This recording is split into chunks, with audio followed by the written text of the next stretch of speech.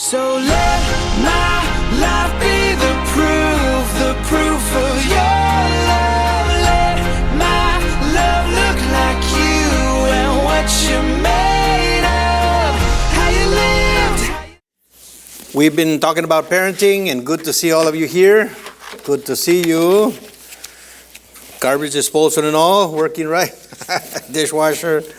Okay, we've been going over the issues of the family, right? And all kinds of things. The husband and wife before God, husband and wife before each other.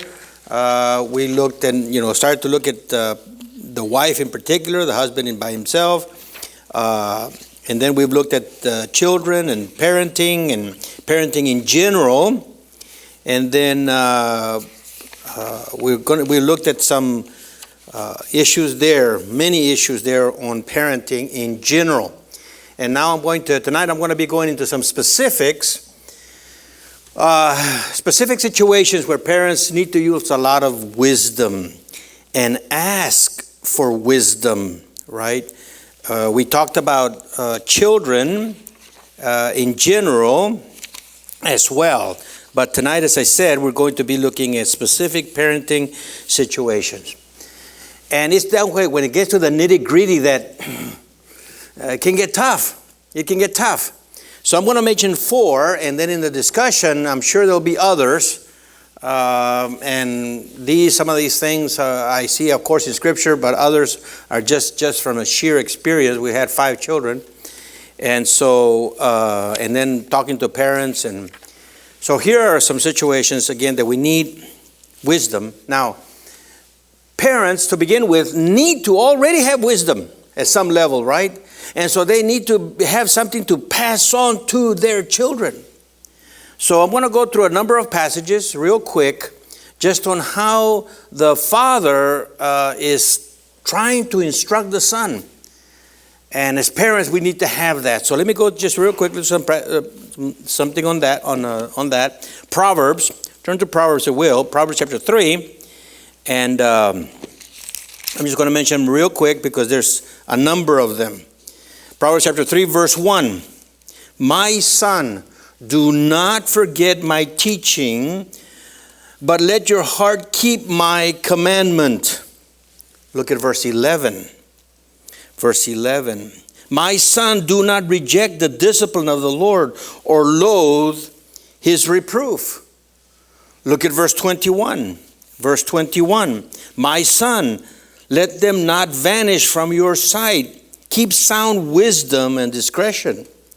Look at chapter 4, verse 1. Hear, O sons, the instruction of a father, and give attention that you may gain understanding. Look at verse 10. Verse 10 of chapter 4. Hear, my son, and accept my sayings, and the years of your life will be many. Verse 20 of chapter 4, verse 20. My son, give attention to my words. Incline your ear to my saying. Chapter 5, verse 1. My son, give attention to my wisdom. Incline your ear to my understanding. Chapter 6, verse 1. My son, if you have become surety for your neighbor and have given a pledge for your stranger, if you have been ensnared with the words of your mouth, have been caught with the words of your mouth, do this and then, my son. You see, continue to give him instructions. Verse 20 of chapter 6. Verse 20, my son, observe the commandment of your father and do not forsake the teaching of your mother. Chapter 7, verse 1. My son, keep my words and treasure them. Treasure my commandments within you. Verse 24 of chapter 7. Verse 24. Now therefore, my son, listen to me and pay attention to the words of my mouth. And there's many other verses like that throughout the Bible, where the parent is really trying to instruct the children. But what does that assume? that assumes that the parent already has something to teach them, right? And of course, the children don't like it because why? They're fallen, as we've said. We're all born sinners. So it's hard for our children to receive it. Like sometimes it's hard for us to receive it, right? And so teaching. I remember telling my wife, and you might have heard this already from me. I used to tell her, honey, right now it's not about being friends with our children. When they're 30 and 35 and they want to be friends, okay, well, maybe then. But right now, we need to be the parents. And there needs to be some authority that we can, and instruction.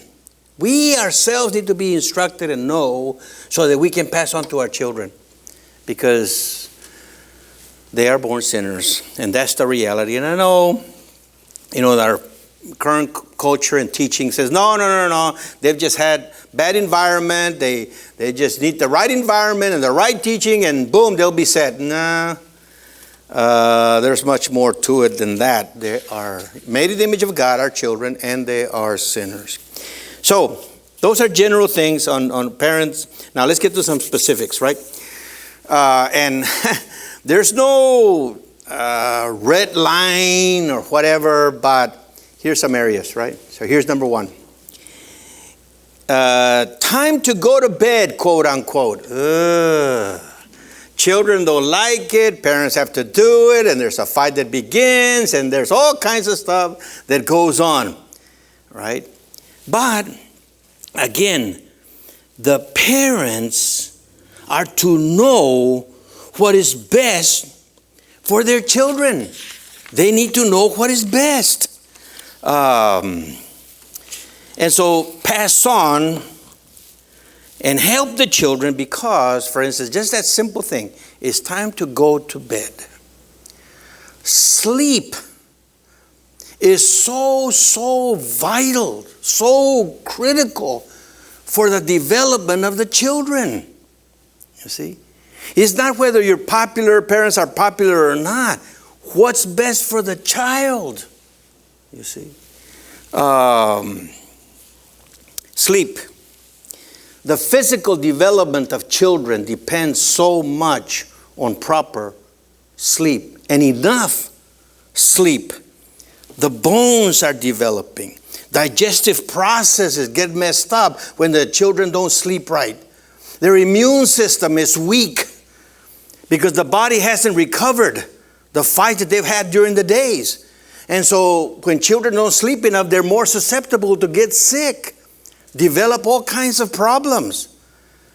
And so one of the things that we said last time is that children lead the parents many times. And so, Junior that's just the way he is. He needs to stay till 11 or 12 midnight. And it's like, no, because they need their sleep. And sometimes, again, parents, because they don't want to go through the fight, okay, just let them have the tablet. When they fall asleep, they fall asleep. Oh, my goodness. Not good. Physiologically, developmentally, it's just not good.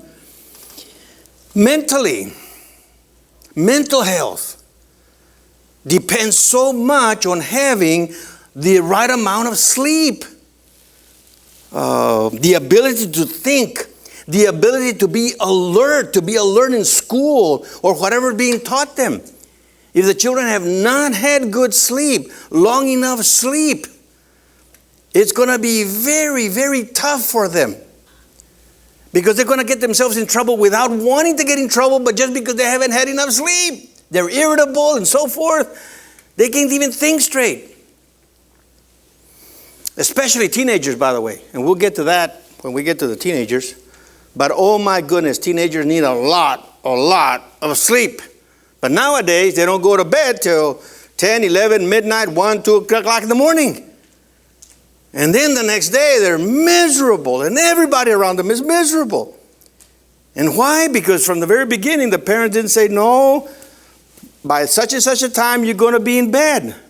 You need to sleep. Just go to bed. I mean, it's just what's best for the children emotionally. If the children have not had enough sleep, when they do get enough sleep, there is an emotional stability to them. They're more stable. They're less irritable. I mean, it's just as simple, hey, it's time to go to bed. And I know many times it's a fight. It's a fight. But those are specific areas that the parents need to say, no, this is what's best for the child, and it's going to take a fight, but I'm going to enter into it because this is what's best for them. You see. Because many parents said, no, that's just the way Johnny is. He's so hyper. No, he might need a couple of paddlings. He'll understand and needs to sting so that he knows, not time. But again, it's just so basic. And parents need to weigh that out. And we'll have more discussion on that if you like when we open it up for question and answer. But again, we're talking about specific parenting issues when it comes to the family. And one of the specifics is time to go to bed. There's a whole routine, right?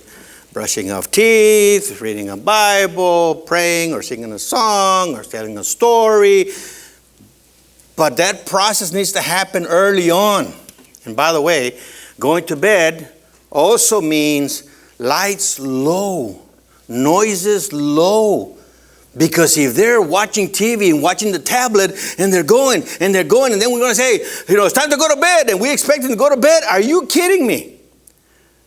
They're emotionally all wired and going. It's just craziness. So in going to bed, there needs to be maybe a half hour before or so. Turn the lights down. No more TV. We're going to brush our teeth. We're going to take a bath or read a story or whatever. Start calming them down. You see, it's just common sense, wisdom. But even though we may know what we need to do, but we don't do it. Because we don't want to enter into the fight with them. You see, it's inconvenient. And so no, not good. What's best for the child is what we need to think about, right? So time to go to bed. Gotta do it. And so they can get plenty of sleep. Here's another situation that creates all kinds of havocs, and probably what I'm about to say is not going to be popular either, but here it is. Foods eaten at family meals. Oh my goodness, this is a terrible thing, but food. Keep it simple. Keep it simple. I mean, my goodness, these days we have all kinds of stuff to titillate their taste buds. And this, and this, and this, and this. And, that's great. Oh, that's great. Oh, that's great. And then finally, one of these days you go to a restaurant and they're like, that? I got to have this and this and this and this and this and this because we already trained them. Instead of keeping it simple, we give them too many choices. Way too many choices. And let me tell you, the greater number of choices that we give them, I can assure you, the greater the dissatisfaction. Isn't that amazing? The greater number of choices that we give them, the greater dissatisfactions. It used to be where some of us would get super tasty meal, once a month, 2-3 times a year. Now, oh my goodness, did you try that restaurant? And did you try that one? Did you try these noodles? With garlic, without garlic, with butter, no butter. Oh my goodness. And when we have so many choices for the kids, the dissatisfaction just goes up. And let me tell you, the dissatisfaction is for the parents and the children. So at family meals, to keep it simple, it's easier on the mom or whoever's cooking these days, right? But the greater number of choices, the greater dissatisfaction. Let me tell you another thing that people don't understand. The greater number of choices, the greater number of the increase of anxiety. Of anxiety. What am I going to cook today? Oh, I already cooked that. I already cooked that. I already cooked that. I already cooked that. Oh, my family's not going to like it. It's like, keep it simple. They get used to it. Because I'm telling you, so many people around the world, they have 1, 2, 3 types of meals for the whole week, if not the whole month. And then, when they get a taste of something special, it's like, wow, am I in heaven or what? They're so appreciative. But again, when we have so many choices of foods, anxiety. I'm going to make a mistake if I don't cook it just right. Or they're going to complain that we've had that 3 times in 5 years. Anxiety. And then there's a sense of missing out. There's a sense of missing. They have so many choices. It's like, okay, which one have I missed out on? What have I eaten? You mean you've never eaten that type of ice cream? Where are you, in Africa or what? And like, oh, I'm going to miss out. Oh, I'm going to miss out. All these choices, you see. For the children especially, it can reduce the tension in the home and the anxiety. If the children get to, this is what mom cooked. Yeah. You're not hungry enough, son. If you're going to bellyache and complain that it doesn't taste good, let me tell you, you're not hungry enough.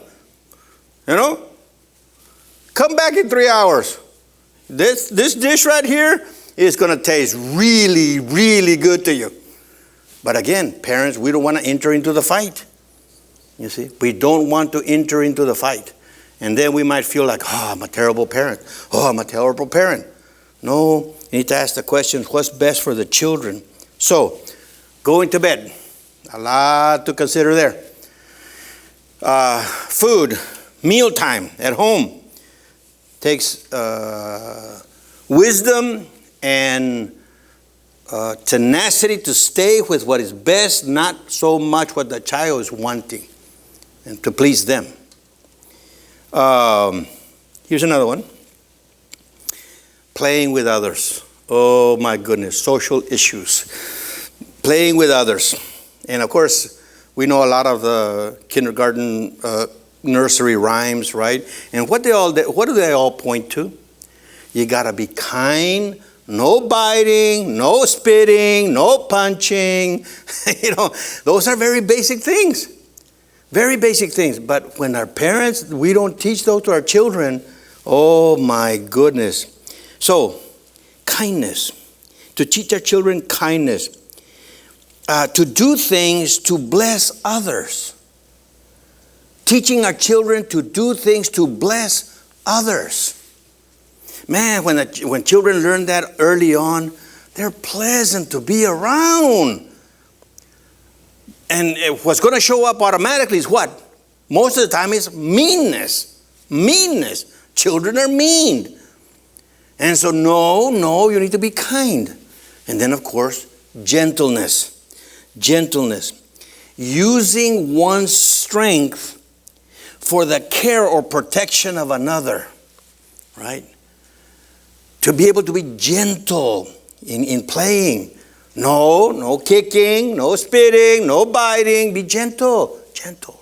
It's so basic, right? So basic. Selfishness. Our children, mine. No matter what, right? They can have 10 toys and there's one over there and somebody else gets it. They run over there, mine. It's just, that's the way it is. And to say no. Be unselfish. Share.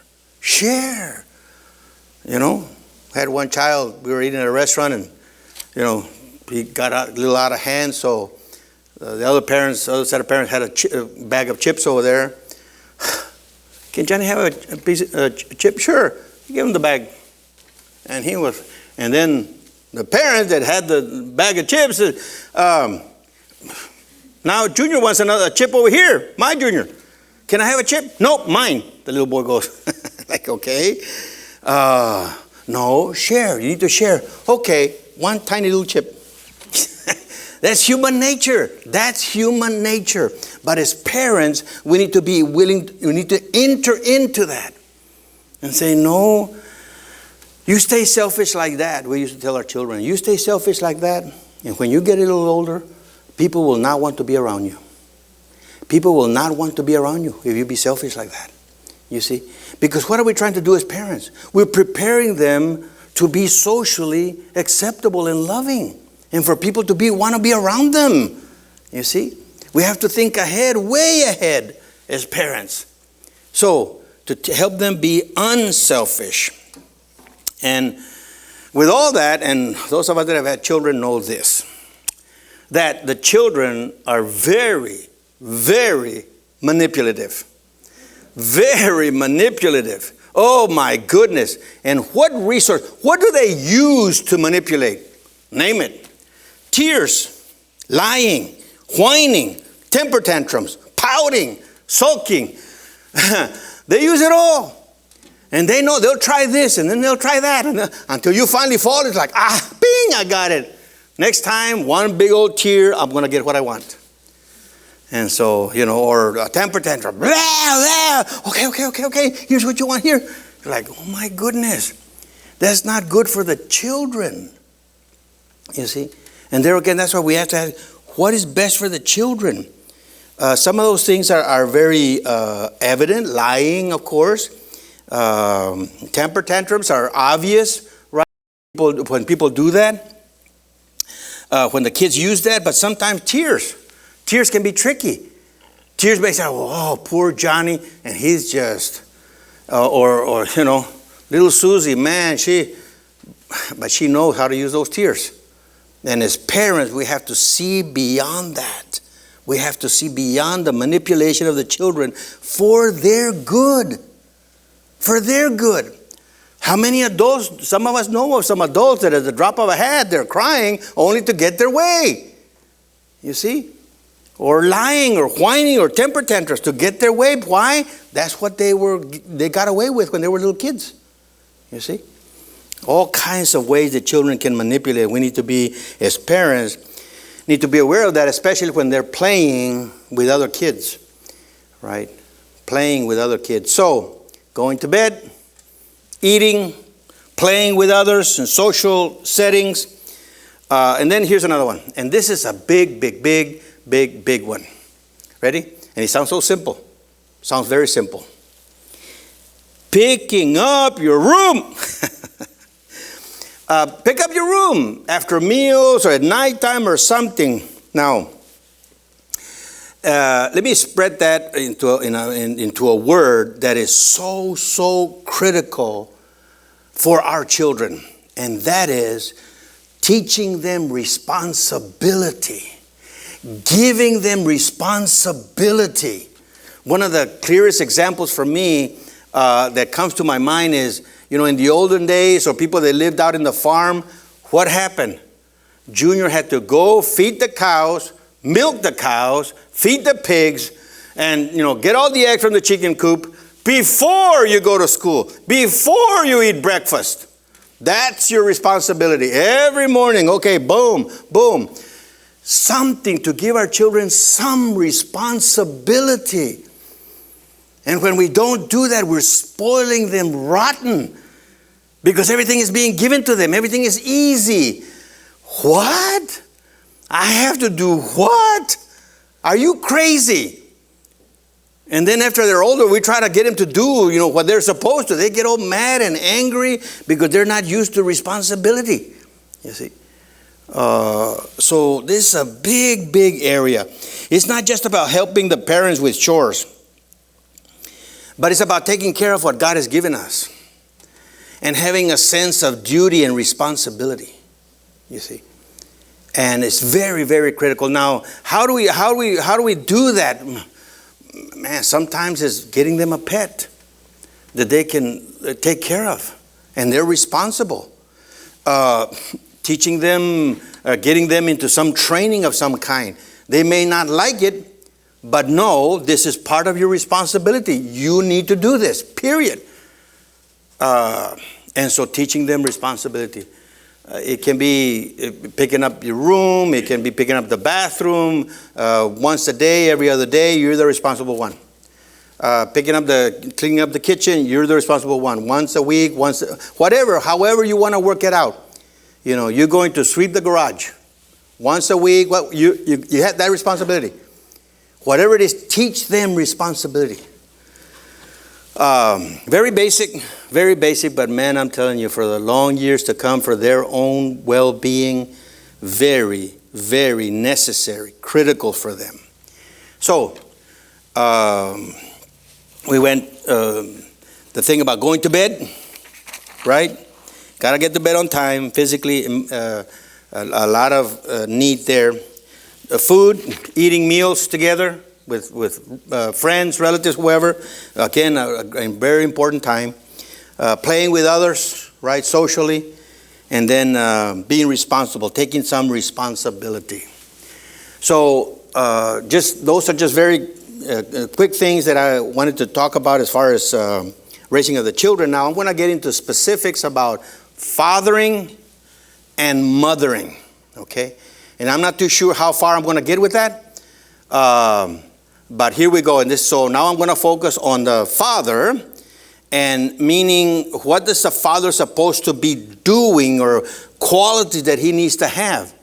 And being a father myself, I look back and I said, man, I failed on that one and I failed on that one. And so don't think that because I'm saying what I'm saying, I got it together.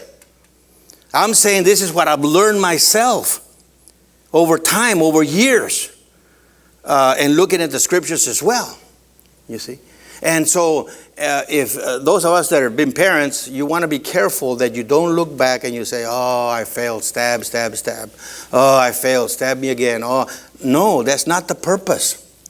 The purpose is so that we can learn and then pass it on to someone else. I mean, there's so many young, single moms, single dads now, that they need support, they need help, they need love.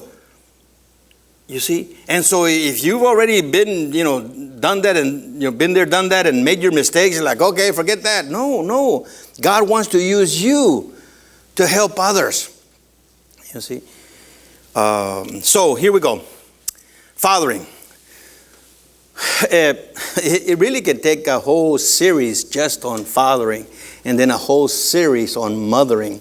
So I'm just going to say a few things now by way of introduction on fathering, right? So here we go. Number one. And, your father may have not had this. Don't just go back, oh, it's my father's fault. See, I got to blame him. No. And you yourself may say, well, I'm not a parent, I'm not a father, but you can be a spiritual father. You can be helping others, you see. And all this spells, again, that we need the mercy and grace of God, you see. Because we have all messed up, you see. And so it's not about guilt. No, it's about, God, thank you for your mercy and your grace that I'm here listening so I can grow. Thank you for having paid for all of my faults and failures and sins and blind spots. Lord, thank you. Thank you. You see, we can grow in our appreciation for God's patience and love for us. But that doesn't mean that we close our eyes to what's been wrong. Whether it's with our parents or our own parenting, or the parenting that we see now our children doing. No, it's about gaining wisdom so that we can be more effective in loving our own children or loving others and helping them, you see. So here we go with the fathering. A father needs to have a vision for the future. A father needs to say, 10, 20, 30 years from now, this is where I want my family. This is where I want to be as a person. 20, 30 years from now. And a father needs to have that in mind so that he knows where he is leading, where he's taking his family. Because many times the father are just like, well, man, today I got a list and I got to, just go down this list. Never mind anything else. I just need to do this list. and we don't have a vision for the future. And when we don't have a vision for the future, our wife is all over the place. Our children are all over the place because we're just living for today, just living for today. No long-term goals, you see. And as a father, the father's designed to have a vision for what is going to the future look like now. Obviously, only God can affect the future, right? But having a plan keeps us moving in a path that we know is good, you see. So as a parent, to have vision and to communicate that vision, by the way, with the wife and with the family as best we can. You know, when we look at the scriptures, how God the Father revealed himself and what he was supposed to be like from the very beginning, after Adam and Eve fell, our first parents, God the Father was already telling them, there's a Savior coming. It's going to be okay. I know what's coming, you see. And throughout the scriptures, you see that the parents already knew. When God gave Abraham of what it's going to be like, you're going to be the father of many nations. And Abraham was like, I have no children, God. How are you going to work that out? Right?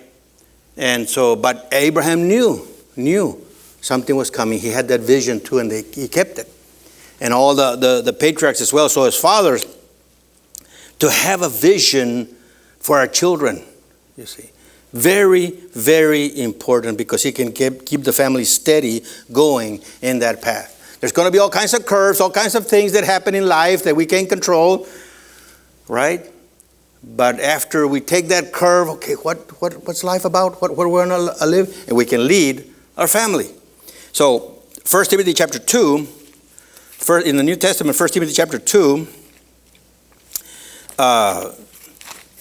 the Apostle Paul talking to Timothy, 1 Timothy chapter 2, 2 Timothy chapter 2,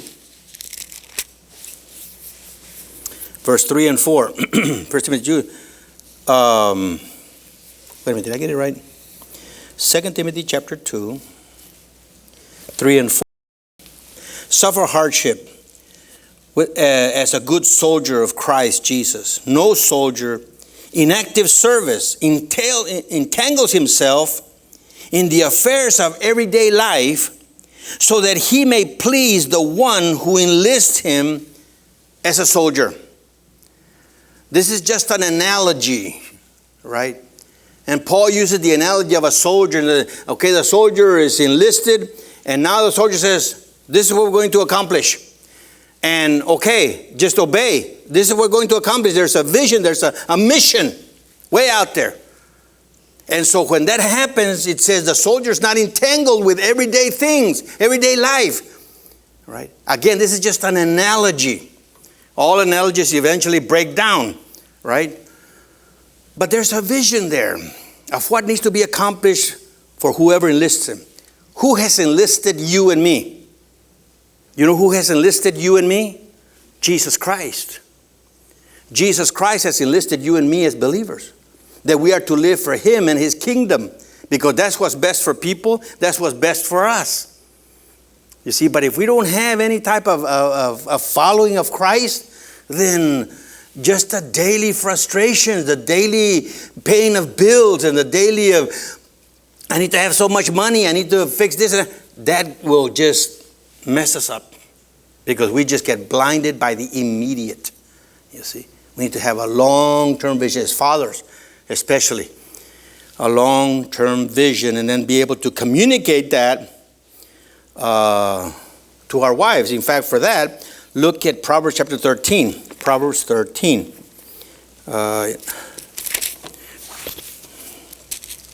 Proverbs 13, verse 12 says this: hope deferred makes the heart sick, but desire fulfilled is a tree of life.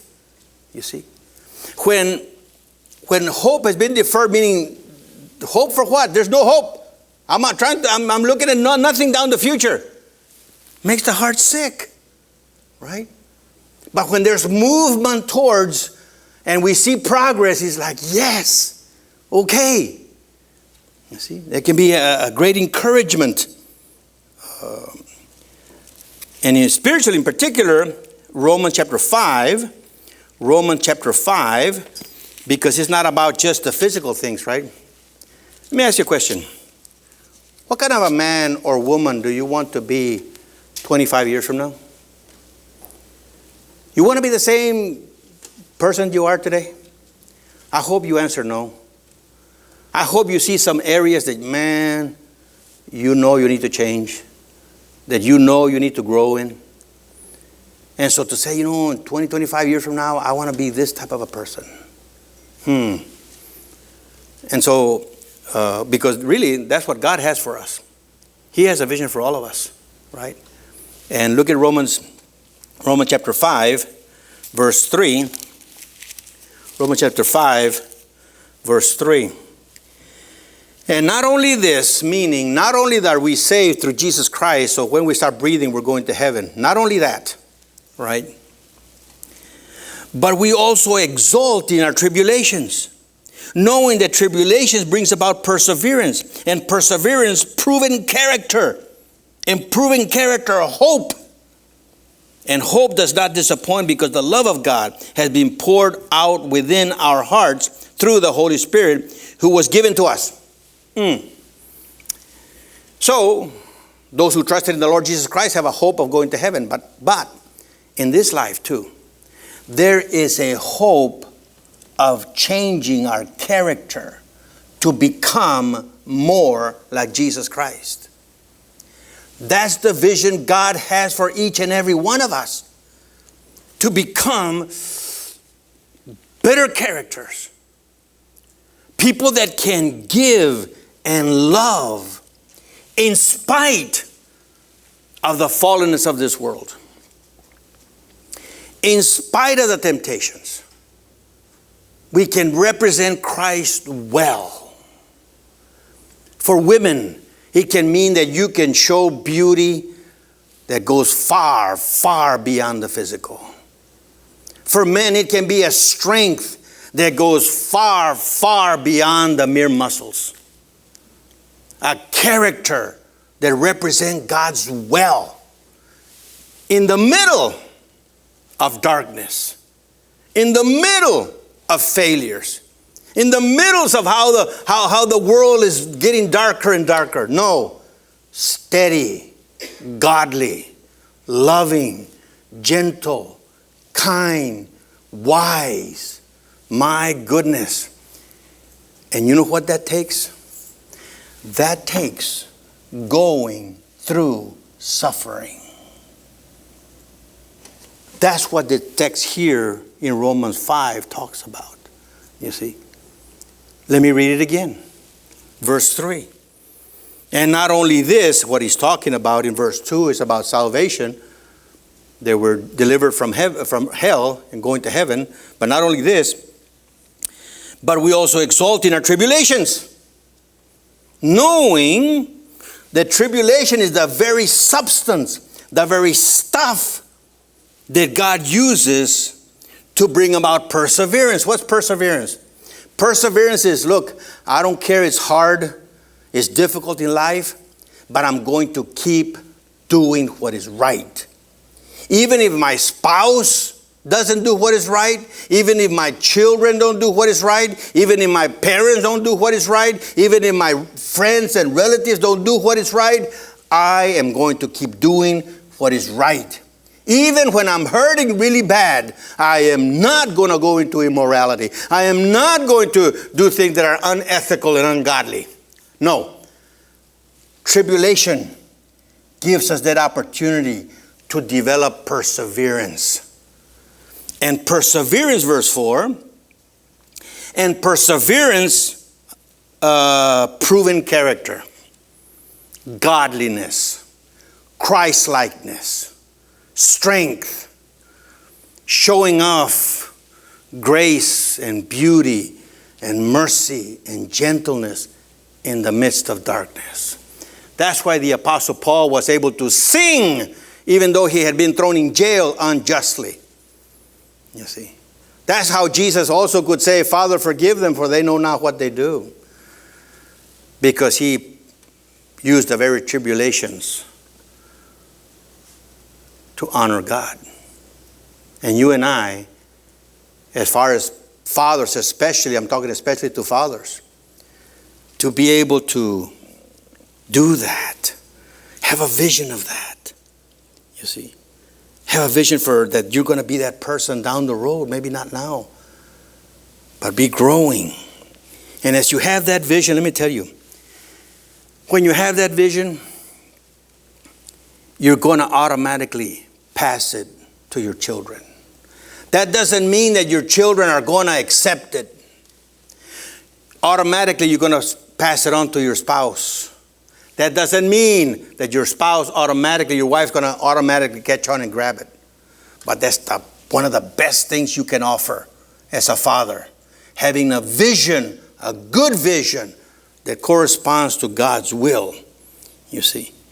And as a father, that is especially needed in a family.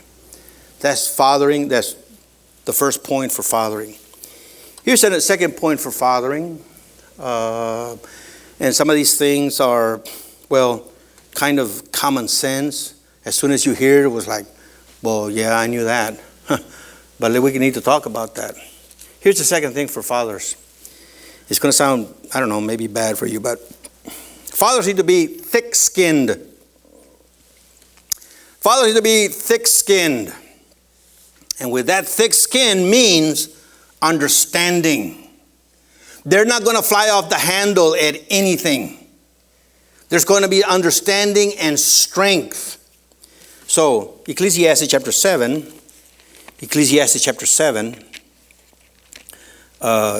is just a great, great book. Enigmatic, difficult to understand at times, but man, it is powerful, powerful when you begin to understand it. Ecclesiastes 7, verse 21 and 22. Also, do not take seriously all words which are spoken, so that you will not hear your servant cursing you. For you also have realized that you likewise have many times cursed others. As a father, many times you will hear your children not liking you at all. Not just your children, but sometimes your wife is not going to like you very much either. Your wife is going to try, maybe, man, if she has a 12 gauge beside her bed, you better look out. Your wife may not like you at all either. I remember this movie with Steve Martin. I can't remember the name of it. 12 is enough or too much. I don't remember. And they were supposed to move, right? And they had a combined family. A huge family, 10, 12 children. And was a teenager, of course, they hated him already. So they moved to another house, I think, and looked like the young man was coming around. So Steve Martin, as the father, says, hey, how are we doing? I hate you. Just wanted to make sure. Walk away. Steve Martin just walks away. Just wanted to make sure. Take it. I mean, sometimes you, as a father, you're not going to be very popular. You're going to, speak against you or even curse you. This text says, don't take it too seriously. Don't take it too seriously. In fact, when you add more understanding, when the father understands, then he's going to be slow to anger because he understands.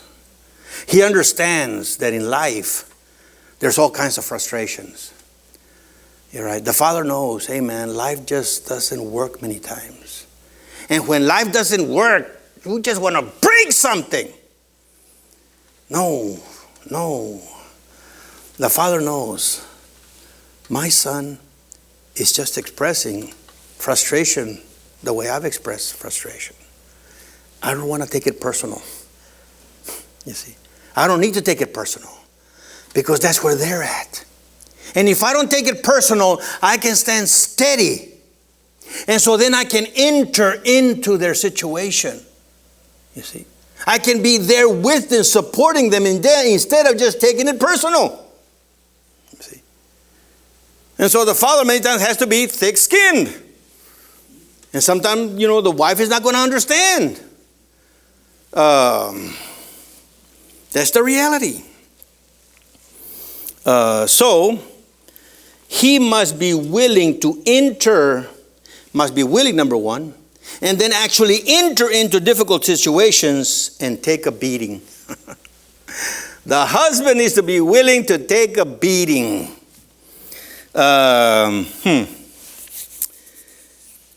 From children, from the wife, that doesn't mean that he wimps out and he's just like, oh, whatever, beat me again. Come on, beat me again. No.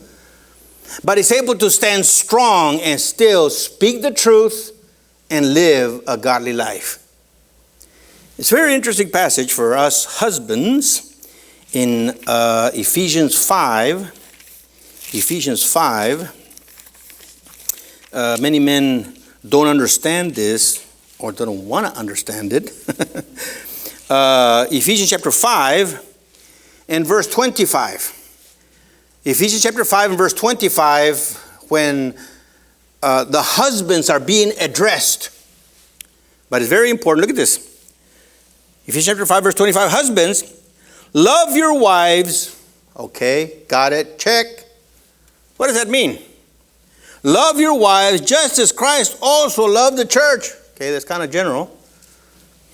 And then it says, and gave himself up for her. What does that mean? He was willing to get crucified for her. What got Jesus crucified? What got Jesus crucified? That he didn't wash the dishes every day? That he didn't take out the trash every day? That he didn't fix the car on time? What got Jesus in trouble? He fed 4,000, 5,000. Man, he healed the sick. He raised the dead. What got Jesus crucified? Speaking and living the truth. That's what got him crucified. And here, the instructions for the father, for the husband. Love your wives as Christ loved the church and gave himself up for her. Wow. And it's confirmed by the next verse, by the way. Verse 26. So that he might sanctify her, having cleansed her by the washing of water with the word. That's not what it says right there? See that? Right there in the verse 26. With the word. What does that mean? With the truth. With the truth. Does that mean that the husband, the father is always going to be right? No. Don't exaggerate. No, the father, the husband is going to make plenty of mistakes. But the point here is that the father needs to be leading. The husband needs to be leading. And may be necessary for him to take a beating. Yep. Emotionally, relationally, in every which way. The father needs to be strong enough, thick-skinned, where he can do that. And at times he's not going to be popular at all with any of the family members. Now, there's a difference between that and being a bull-headed fool, right? I'm not talking about being a bull-headed fool, because many of us fathers think that, I'm the father. You got to listen to me or else. I'm the one in charge here. Not good. Not good. Is that the way Jesus did it? No. Jesus didn't do it that way. He could have. And a million times more legitimate than us fathers. Right? He could have done that.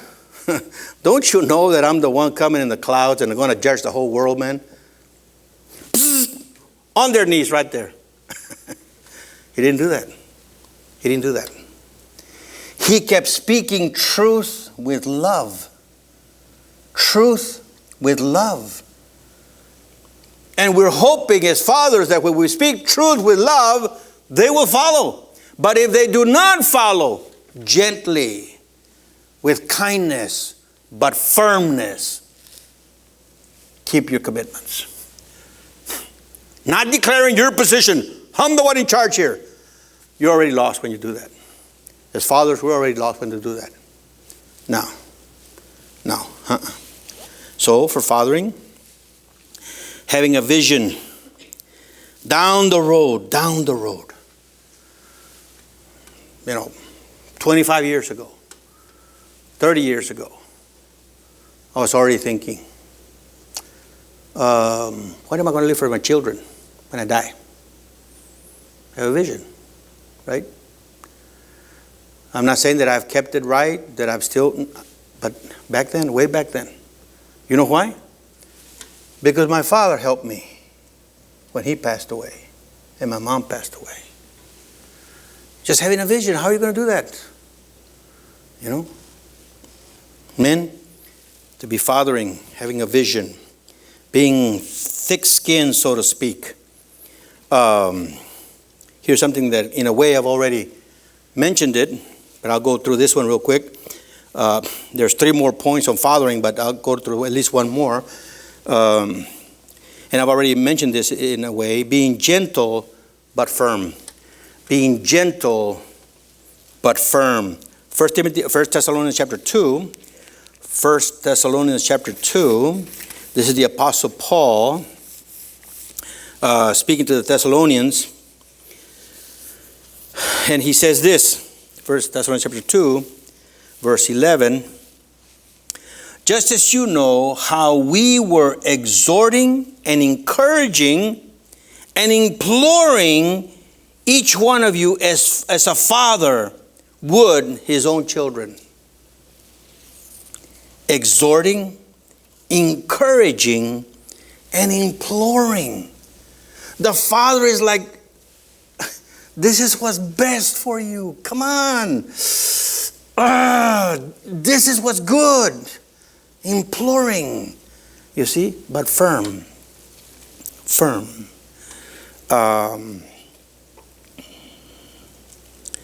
Because you see, automatically, as fathers, we need to know that God,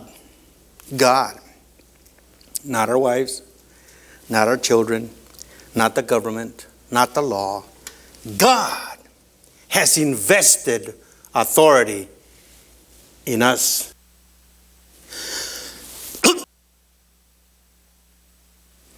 We need to know that. Excuse me. That God has invested authority in the father. And the father is good to be responsible. To be responsible for the direction that the family takes. You see? And we need to know that as fathers. And with that comes incredible power. Incredible power. I don't know how many movies I've seen where men and women, now in their 30s, 40s, and 50s, and sometimes 60s, will say, I just wish my father had said he loved me. That's all. For 3, 4, 5, 6 decades, they never heard their father say, I love you. And all those years, living to win the father's love. My goodness. Is that power or what? And we fathers are responsible. We men are responsible to carry that authority in a godly way. Not in an abusive, machismo, garbage. No. But we are called and given everything we need to carry out our responsibility as fathers. Proverbs 17:6. says this.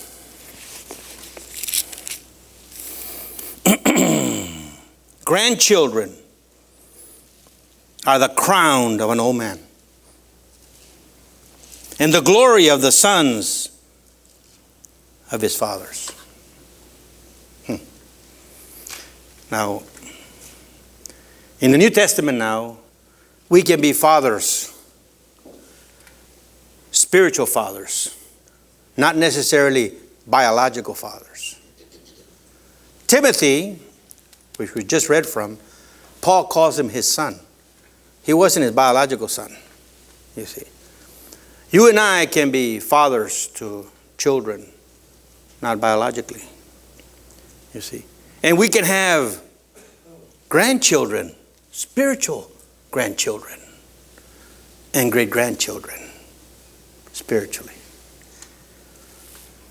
And I'm telling you, it is so wonderful now at my own age, where someone will come up to me and say, man, you've been a father to me. Wow.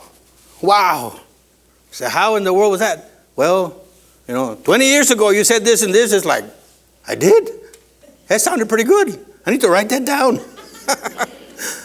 But that helped them. They felt loved by me. And it's wonderful, you see. And each one of us can be that for someone else, you see.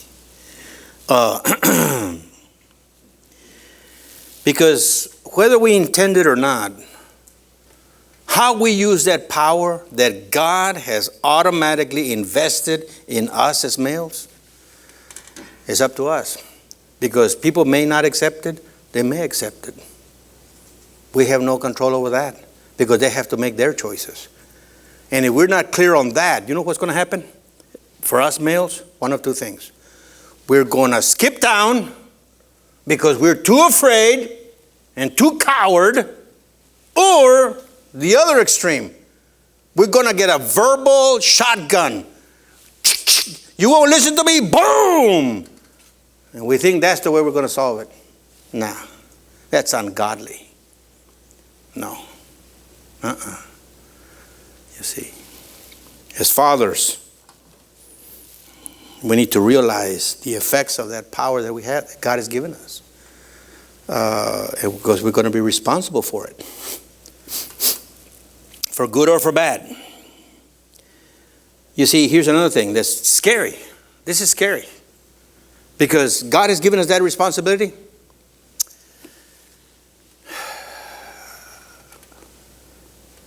When our children are born, let's say the first 6 years of their life, who is God to them? You know who God is to them? The Father. That's the only theology they have. The first 6 years of life. That's scary, man. But that's the reality. You see, many of our young people and people in general, their theology goes back to their biological father. It's scary. Because we can pass on things that are not good, but we can pass on things that are awesome. You see? And what does that mean that we need? We need to be walking with God ourselves. We need to be submissive to the ultimate Father, right? God the Father, to God. And when we are submissive to Him and walk with Him and obey Him, you know what? Automatically, we're going to be passing that on to our children with our words, with our actions, you see. But it's a powerful, powerful thing that as fathers we need to have. Vision, thick-skinnedness, but gentle and firm, knowing that our responsibility is pretty heavy, pretty profound. So let my life be the proof of your